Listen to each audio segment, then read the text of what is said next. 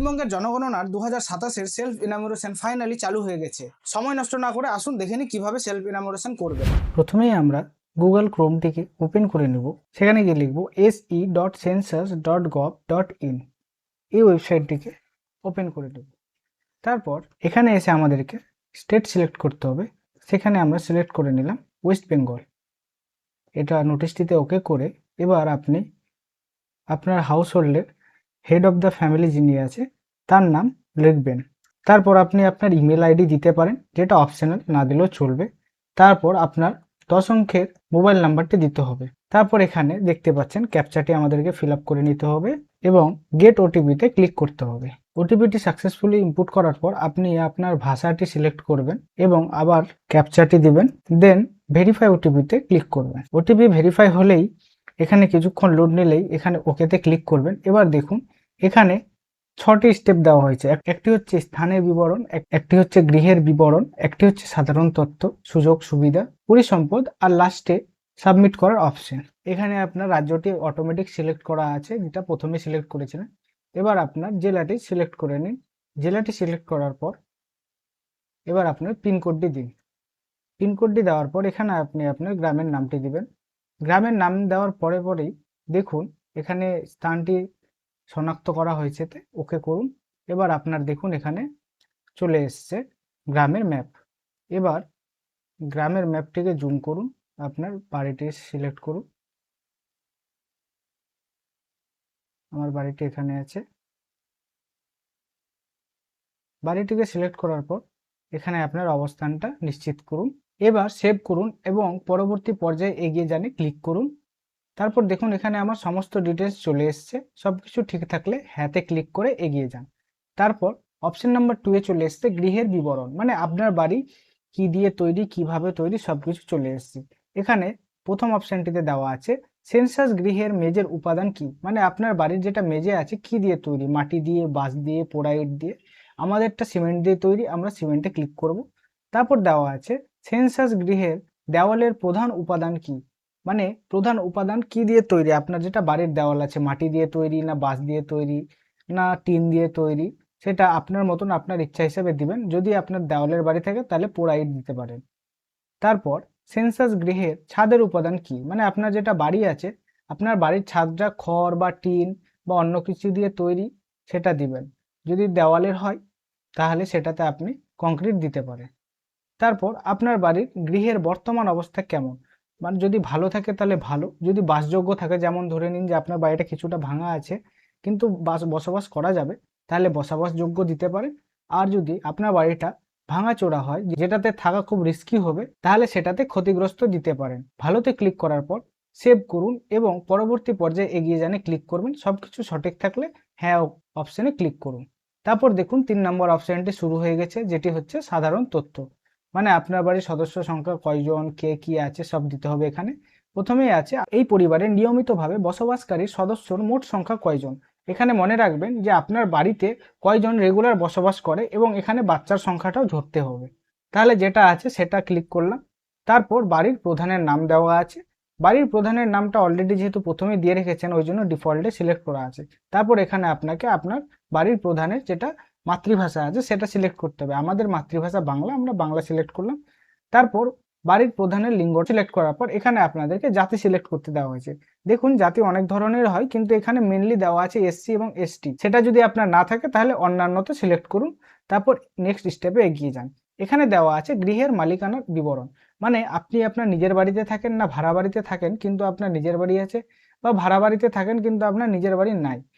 যদি এটির মধ্যে কোনো একটা থাকে তাহলে সিলেক্ট করবেন, আর এটির মধ্যে যদি কোনো একটাও আপনার ম্যাচ না করে তাহলে অন্যান্যতে সিলেক্ট করবেন। তারপর আপনার বাসযোগ্য ঘরের সংখ্যা কত, মানে আপনার বাড়িতে কতটি বাসযোগ্য ঘর আছে। এখানে মনে রাখবেন কিচেন বা ড্রয়িং রুম এটাকে সিলেক্ট করলে চলবে না, মানে আপনি কটা ঘরে ঘুমোতে পারবেন সেটা সিলেক্ট করার পর আপনার পরিবারের বসবাসকারী বিবাহিত দম্পতির সংখ্যা কতজন, মানে আপনার পরিবারে বিবাহিত সংখ্যা কতজন, সেটাতে ক্লিক করার পর সবকিছু ঠিক থাকলে সেভ করুন এবং পরবর্তী পর্যায়ে এগিয়ে যান। সেটিতে ক্লিক করুন এবং সবকিছু সঠিক থাকলে হ্যাঁ অপশনটিতে ক্লিক করবেন। তারপর দেখুন আমাদের 4 নম্বর অপশনটি খুলে গেছে, সুযোগ ও সুবিধা।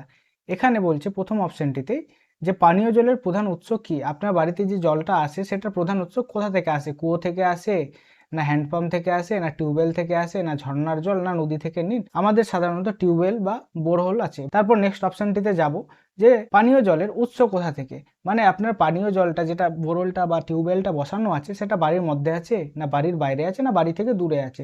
বাড়ির মধ্যে থাকলে বাড়ির মধ্যে আছেতে ক্লিক করবেন। তারপর আলোর প্রধান উৎস কি, মানে রাত্রেবেলা আপনার বাড়িতে যেটা আলো আসে সেটা কোথা থেকে আসে, কেরোসিন তেল দিয়ে আসে, মানে অর্থাৎ হচ্ছে ধরে নিন স্টোভ ফিস্টোভ যেটা জ্বালান, বা আপনার বাড়িতে কোনো সোলার আছে বা অন্য কোনো উৎস থেকে আসে, না আলো নাই, না বিদ্যুৎ থেকে আসে। সাধারণত আমরা সবাই বিদ্যুৎ ব্যবহার করে থাকি, তো বিদ্যুতে আমরা সিলেক্ট করব। তারপর এখানে এসছে শৌচালয়ের উপলব্ধতা, মানে আপনার বাড়িতে শৌচালয় আছে কি নেই। যদি থেকে থাকে তাহলে কি আপনার বাড়িতে আপনার পরিবারের জন্য পার্সোনাল শৌচালয় আছে, না আপনার পরিবারের সাথে অন্য কোনো পরিবার যৌথভাবে একটা শৌচালয় আছে, না কোনো পাবলিক শৌচালয় আছে। তো আপনি এখানে আপনার শৌচালয়ের ব্যবস্থাটা কি আছে সেটা সিলেক্ট করবেন।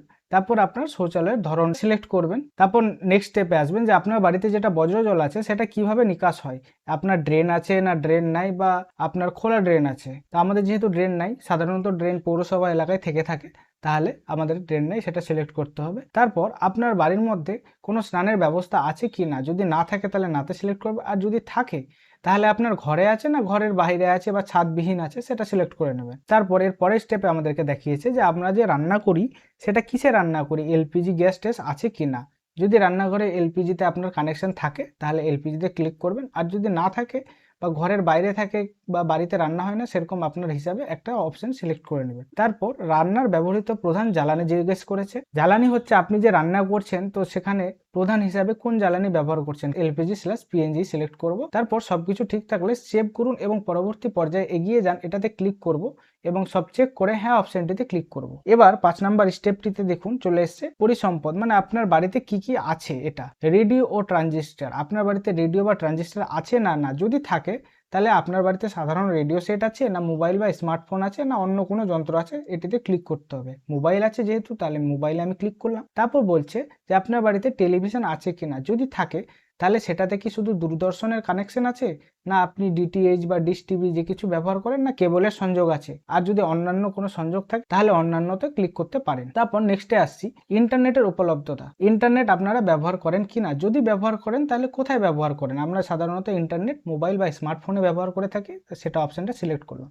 তারপর আপনার বাড়িতে কম্পিউটার আছে কিনা, যদি থেকে থাকে তাহলে হ্যাঁ সিলেক্ট করবেন, যদি না থাকে তাহলে না সিলেক্ট করবেন। নেক্সট স্টেপে দেখেন যে আমাদেরকে এখানে দেওয়া আছে আপনার বাড়িতে টেলিফোন বা মোবাইল ফোন বা কোনো স্মার্টফোন আছে কিনা। যদি আপনার স্মার্টফোন থাকে তাহলে স্মার্টফোনে অপশন দিবেন, যদি না থাকে তাহলে দিবেন না। যদি আপনার বাড়িতে শুধুমাত্র ল্যান্ডলাইন থাকে তাহলে ল্যান্ডলাইনও সিলেক্ট করতে পারেন।